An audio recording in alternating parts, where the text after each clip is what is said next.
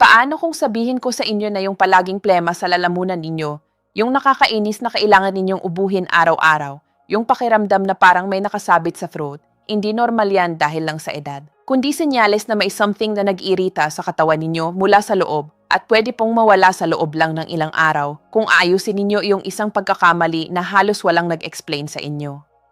Manatili kayo hanggang dulo kasi ngayong araw, ipapakita ko sa inyo ang 3 hidden causes na nagdudulot ng 70% ng persistent phlegm sa mga matatanda. Isa sa kanila ay hindi pa nga nanggagaling sa baga. At ang simple method na ginagamit ko sa mga patients ko para maging malinis at malaya ulit ang lalamunan, walang endless na gamot o sirop. May isang maliit na discomfort, napakaliit, kaya maraming tao ang nag-ignore. Hindi masakit, walang dugo, hindi mukhang seryoso, pero nandyan araw-araw. Yung feeling na may bigat sa lalamunan, yung constant na pag-ubo bago magsalita, yung parang may nakadikit at hindi gumagalaw kahit umubo kayo, lumunok o uminom ng tubig. At ang pinakadelikado dito ay hindi yung plema mismo. Ang pinakadelikado ay yung linya na paulit-ulit na sinasabi ng maraming tao na nag-surrender na, siguro edad ko na ito. Ngayon, gusto kong sabihin sa inyo ng malinaw. Tinitingnan ko kayo sa mata bilang doktor at bilang kapwa-tao. Ang persistent phlegm ay hindi normal, hindi ito inevitable destiny, at halos hindi ito nanggagaling sa lugar na iniisip ninyo. Yung plema na yan ay senyales, isang silent message ng katawan, isang babala na may something deep na nangyayari at walang nag-take time para mag-explain ng maayos sa inyo, at ngayon ako ang gagawa nun. Ako si Dr. Maricel Santos, isang doktor na tumutulong sa mga adult at senior citizens na dumarating sa akin na pagod na, frustrated, at madalas hindi naunawaan dahil sa mga discomfort na hindi lumalabas sa exams. Ang trabaho ko ay hindi lang mag-prescribe. Ang trabaho ko ay i-translate kung ano ang sinasabi ng katawan kapag walang ibang nakikinig. At kung nandito kayo ngayon, hindi aksidente yan. Ang video na ito ay makakatipid sa inyo ng maraming taon ng discomfort at well-intentioned mistakes na nagpapalala lang ng problema. Bago tayo magpatuloy, kung ang ganitong klase ng malinaw at makataong explanation ay tumutulong sa inyo, I invite you po to stay sa channel na ito. Dito ay hindi kami nag-uusap ng milagro. Nag-uusap kami ng tunay na biology na explained para sa tunay na tao. At ngayon, huminga ng malalim kasama ko kasi ang susunod ay maaaring baguhin ang pag-intindi ninyo sa inyong lalamunan forever. Ilang panahon na ang nakalipas, nakilala ko si Ate Rosa, 74 years old, dumating sa consultation na may folder na puno ng reseta, syrups, cough tablets, sprays, natural remedies, lahat ay tumutulong ng kaunti for a few days. Tapos bumabalik ang plema.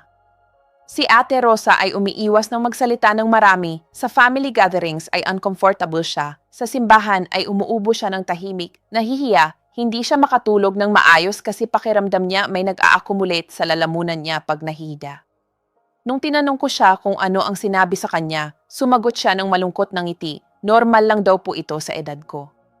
At diyan nanggagaling ang malaking pagkakamali kasi ang katawan ay hindi nagkakamali pero tayo ay nagkakamali kapag nino-normalize natin ang mga alarm signals. Gusto kong gawin ninyo ng saglit kasama ko, tigilan ninyo ang pagtingin sa plema bilang kalaban, simulan ninyong tingnan ito bilang messenger.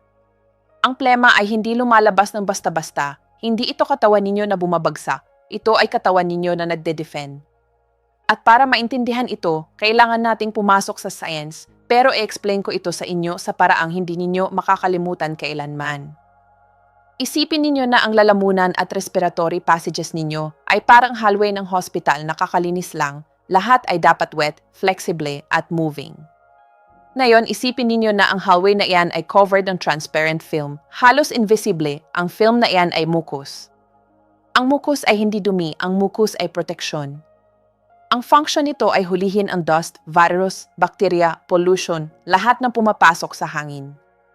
At para linisin ang hallway na iyan, ang katawan ay may milyon-milyong small brushes na tinatawag na cilia. Gumagalaw sila parang perfect chorography. Itinutulak nila ang mucus pataas hanggang sa lalamunan kung saan nilulunok ninyo ito nang hindi ninyo napapansin. Ang tiyan ay bahala na sa rest kapag gumagana ng maayos ang lahat, wala kayong nararamdaman. Ang tunay na problema ay lumalabas kapag nangyayari ang isa sa dalawang bagay na ito. Masyadong maraming mucus ang produced or ang mucus ay nagiging thick, sticky at mabagal. At ito ang metaphor na gusto kong tandaan ninyo. parang traffic sa highway. Hindi mahalaga kung masyadong maraming sasakyan or kung ang mga sasakyan ay mabagal at malaki, ang traffic ay humihinto. Yan ang naramdaman ninyo bilang accumulated phlegm. Hindi na ang katawan ninyo ay marumi, ang nangyayari ay ang cleaning system ay blocked na. Ngayon, pag-usapan natin ng honest, habang tumatanda ang katawan ay nagbabago, ang mucous membranes ay mas natutuyo, ang sensation ay bumababa, ang ubo ay nawawalan ng lakas, at maraming gamot ang nag-alter ng balance na ito. Pero hindi ibig sabihin nun ay dapat nang mag-surrender kayo. Pagtanda ay hindi sinonimo sa pagkabuhay na congested. Ang persistent phlegm ay hindi normal, ito ay frequent, at hindi pareho ang dalawang yan. Frequent ay ibig sabihin nangyayari ng madalas, normal ay ibig sabihin correct, at hindi ito correct.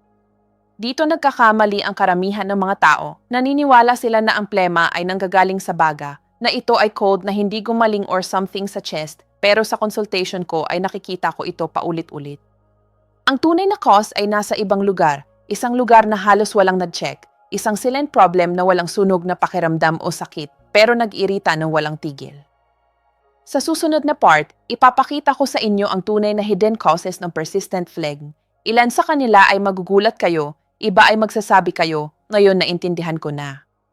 At kapag naintindihan ninyo ito, makakapagsimula na kayong mag-solve ng problema from the root. Ngayon, bigyan ninyo ng maraming attention kasi dito nangyayari ang pinaka-importanting twist ng buong topic na ito.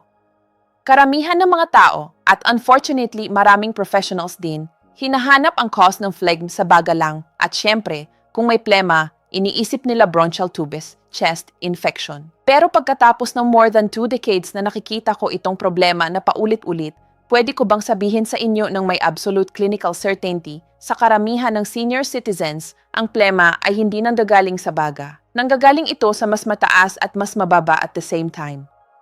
Hayaan ninyo akong mag-explain. Hidden cause number 1, ang silent enemy, ang reflux na hindi nasusunog pero nag-inflate. Kapag narinig ng mga tao ang salitang reflux, automatic na iniisip nila yung sunog sa chest, fire, acidity, pain. Pero may ibang klase ng reflux na mas traitor pa. Ako ay tumatawag dito na silent reflux, hindi nag-a-announce, hindi nasusunog, hindi masakit pero nag-irita araw-araw.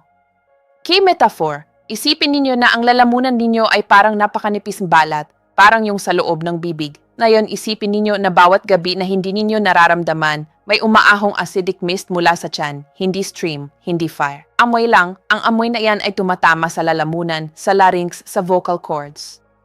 At ano ang ginagawa ng katawan kapag may patuloy na nag-irita, nagpoprotekta, at paano nagpoprotekta ang lalamunan, this producing more mucus, mas sticky na mucus. Ang plemang nararamdaman ninyo ay hindi sakit, ito ay shield. Ang sintomas na halos walang nag-connect, dito yung trap, karamihan ng mga tao na may problem na ito ay walang acidity, ang meron sila ay constant throat clearing, raspy voice pagkagising, kailangan mag-clear ng throat bago magsalita. Dry cough pag nahihiga, feeling na may nudo or foreign body, bad taste sa bibig sa umaga. Kung nakilala ninyo ang sarili ninyo sa maraming points na ito, hindi aksidente yan. Short story, isang patient, si Mang Tomas, 80 years old, nagsabi sa akin ng something na hindi ko makakalimutan, Dosi, wala akong nararamdaman sa chest, pero ang lalamunan ko ay hindi nagre-rest kailanman. Yan ang exact moment na nalaman kong walang nag-explain sa kanya ng tama kung ano talaga ang nangyayari. Nung incorrect namin ang origin ng problema, ang plema ay hindi na kailangan at ginawa ng katawan ang gusto niya talagang gawin, bumalik sa balance. Hidden cause number 2, ang patak na walang nakakakita kapag ang plema ay nanggagaling from above. Ngayon, umakyat tayo ng kaunti. Ang second most frequent cause ay something na nararamdaman ng maraming tao, pero hindi alam kung paano pangalanan, ang chronic post-nasal drip. Isipin ninyo ang gripo na hindi maayos na nakasirado, hindi malakas ang patak, pero tumutulo buong araw. Ang patak na iyan ay diretsong bumabagsak sa lalamunan, nag-irita, nakakairita, at pinipilit ang katawan na gumawa ng mas maraming mucus bilang depensa. Importante, dito ay hindi lagi may baradong ilong, minsan walang bahing o visible na secretion, plema lang. Ang most common causes, home allergies, dust mites, humidity, sudden temperature changes, dry air, invisible irritants, perfumes, smoke, cleaning products, kaya maraming tao ang nagsasabi, hindi ako nilalagnat. Pero nararamdaman kong may plema ako all the time, exactly. Hidden cause number 3, ang katuyo na walang napapansin, ang simplest at most common mistake. Ngayon sasabihin ko ng something na parang obvious, pero nagbabago ng buhay kapag naintindihan ito ng totoo. Ang thick phlegm ay halos lagi dehydration, hindi kulang ang mucus, kulang ang tubig. Habang tumatanda ay less ang inom na hindi napapansin, maraming gamot ang nag-eliminate ng fluids. Ang dry environment ay nagnakaw ng moisture sa mucous membranes. Ang katawan ay matalino, kapag kulang ang tubig, iniimbak niya para sa vital. Ang result, ang mucus ay nagiging dense, sticky, mahirap gumalaw, hindi dahil marami, kundi dahil hindi pwedeng umagos. Key message ng part na ito, gusto kong tandaan ninyo ang idea na ito, ang persistent phlegm ay hindi ang problema, ito ang solusyon na ginagamit ng katawan para mag-defend. Kung susubukan ninyong tanggalin lang ito na hindi na unawaan kung bakit lumabas, babalik yan. Pero kung i-correct ninyo ang cause, ang katawan ay titigil sa pag-produce nito. Ngayon na naintindihan na ninyo kung bakit lumalabas ang plema, nandito na ang pinaka-importanting part. Ano ang dapat gawin para tumigil ang katawan ninyo sa pag-produce nito? Hindi ito labanan. Ito ay bigyan ang katawan ng kailangan niya para hindi na kailangan mag-defend. Ito ang method na ginagamit ko sa mga patients ko. Simple ito, physiological, at gumagana kasi nire-respeto nito kung paano designed ang human body. Magsimula sa ganito, ang first step ay hydration, pero hindi gaya ng laging explained sa inyo. Hindi sapat ang uminom lang ng maraming tubig, ang key ay kung paano, kailan, at anong temperature. Ang mucus ay halos entirely composed ng tubig. Kapag ang katawan ay hindi nakakatanggap ng sufficient liquid, gumagawa ito ng very intelligent, nagre-recycle ng tubig kung saan pwede, at ang isa sa mga unang victims ay ang mucus. Kaya nagiging thick, sticky, mahirap gumalaw.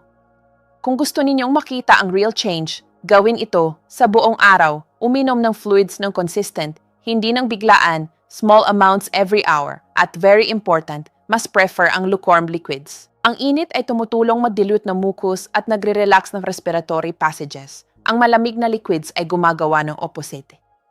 Magsimula ng araw ng isang baso ng lukewarm water. Throughout the morning ay mild infusion. Sa hapon ay another warm liquid. Bago matulog ay something na nagka-calm ng lalamunan. Hindi ito complicated ritual. Ito ay pagbalik ng proper environment na kailangan ng katawan para mag-self-clean. Maraming tao ang nakakaranas ng less phlegm in just a few days with this change alone. Ang second step ay ang hangin na iniinhale ninyo. Pwedeng uminom kayo ng all the liquid sa mundo, pero kung ang hangin ay tuyo, ang lalamunan ay patuloy na magde-defend. Sa gabi, habang natutulog kayo, ang bibig ay bumubukas, ang breathing ay mas mabagal, at ang dry air ay nagnakaw ng moisture directly sa mucous membranes, kaya maraming tao ay nagigising na may loaded throat, raspy, may thick phlegm. Ang solusyon ay simple, dagdagan ang humidity ng room kung saan natutulog. Ang slightly humid air ay nagpapahintulot sa mucosa na manatiling flexible at functional, kaya ang mucus ay gumagalaw at na-eliminate. Kung ang environment ay very dry, ang katawan ay bumabalik sa pag-produce ng more mucus bilang defense, hindi ito problema ng katawan, ito ay reaction sa environment. Ang third step ay tumulong mag-clean, hindi mag-irritate. Dito maraming tao ang gumagawa ng mistakes, umuubo ng malakas, constant throat clearing, pinipilit ang lalamunan, yan ay nag-inflame lang ng more. Ang lalamunan ay hindi kailangan ng aggression, kailangan nito ay gentleness. Ang gargle ng warm water at salt ay tumutulong mag-reduce ng local inflammation at ay mobilize ang mucus. Hindi ito magic remedy, ito ay basic physics.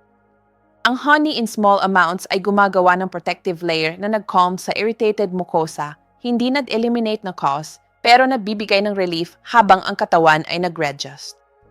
Kung may feeling ng mucus na bumababa from the nose, ang gentle nasal rinses ay maaaring gumawa ng big difference, hindi para mag-unclog, kundi para linisin ang origin ng drip. Ang fourth step ay i-correct ang mistake na most phlegm generator na hindi napapansin ng kahit sino, kumain at humiga agad. Kapag humihiga kayo na puno ang tiyan, ang gravity ay tumitigil tumulong, ang content ng tiyan ay gustong umakyat, hindi laging nasusunog, hindi laging masakit, pero nag-irita. Kung may isang bagay na strongly recommended ko, ito yon, hayaan ang at least 3 hours between last meal at oras ng pagtulog. Ang simple change na yan ay drastically nag-reduce ng nocturnal throat irritation. Ang pag-elevate ng kaunti ng headboard ng bed ay tumutulong din, hindi extra pillows, i-elevate ang buong upper body. Ang gravity ay powerful ally kapag ginamit ng tama. Ngayon, gusto kong i-warn kayo ng something important. May common mistakes na nagpapalalala ng phlegm na hindi alam ng tao. Isa dito ay mag-abuse ng antihistamine na walang clear indication, nagpapatuyo ng mucous membranes at nag-thicken ng mucus. Isa pa ay gumamit ng nasal sprays ng prolonged, nag-relieve sa simula, pero gumagawa ng dependence at more congestion after. At ang very frequent, constant throat clearing, bawat clearing ay small hit sa vocal cords, yan ay nag-perpetuate ng irritation. Kung naramdaman ninyo ang pangangailangan, lunukin ninyo ng dahan-dahan ang saliva or uminom ng small sip ng warm liquid. Ngayon, very important clarification, ang method na ito ay powerful. Pero hindi ito pumapalit sa medical evaluation kapag may alarm signs, kung ang plema ay tumataga ng weeks na walang improvement, kung may blood, kung may difficulty breathing, kung may fever, pain, or unexplained weight loss, yan ay hindi dapat ignorin. Ang pakikinig sa katawan ay nangangahulugang malaman din kung kailan humingi ng help. At ngayon, gusto kong iwanan kayo ng final message na ito. Ang persistent phlegm ay hindi punishment, hindi edad, hindi weakness, ito ay ang katawan na sumusubok magprotekta ng area na feeling attack. Kapag naintindihan ninyo ang mensahe at incorrect ang environment, ang katawan ay tumitigil sumigaw at ang lalamunan ay dahan-dahang bumabalik sa silence. I-apply kahit isa lang sa mga changes na ito. From today ay nandito na kayo sa correct path, step by step, with patience, with respect sa katawan ninyo. Yan ang tunay na treatment. Gusto kong makaalis kayo dito ng very clear bago matapos, ang katawan ninyo ay hindi bumabagsak, ang katawan ninyo ay nagsasalita. Ang persistent phlegm ay hindi lumalabas para istorbohin kayo. Lumalabas ito kasi may something na nag-irita ng constant at silent. For years, maraming tao ang natutong mabuhay kasama ang discomfort na yan. Nasasanay silang mag-clear ng throat, magsalita ng maingat, umiwas sa certain moments dahil sa hiya o discomfort. Pero ang pagsasanay ay hindi katulad ng pagiging okay. Nakita ko ng maraming beses na kapag may naintindihan kung ano talaga ang nangyayari, ang anxiety ay bumababa kahit bago pa mawala ang plema kasi tumitigil silang maramdaman na helpless, tumitigil silang mag-isip na ganito na talaga. At nakakabalik sila ng something very important, control. Hindi ninyo kailangan gawin ang perfect lahat. Hindi ninyo kailangan baguhin ang buhay ninyo overnight. Minsan ang change ay nagsisimula sa something as simple as uminom ng kaunti pang warm liquid or tumigil sa late eating or matulog na slightly inclined ang body or tumigil sa paglaban sa lalamunan at magsimulang alagaan ito. Ang katawan ay mabilis sumagot kapag binigyan ng proper environment. At kung minsan may doubt kayo, tandaan ito, every symptom ay may sense, every reaction ay may reason. At halos palagi kapag nakikinig tayo ng maayos, ang katawan ay nagpapakita ng way. Huwag mag-surrender, huwag manahimik, huwag i-normalize ang pwedeng gawing better.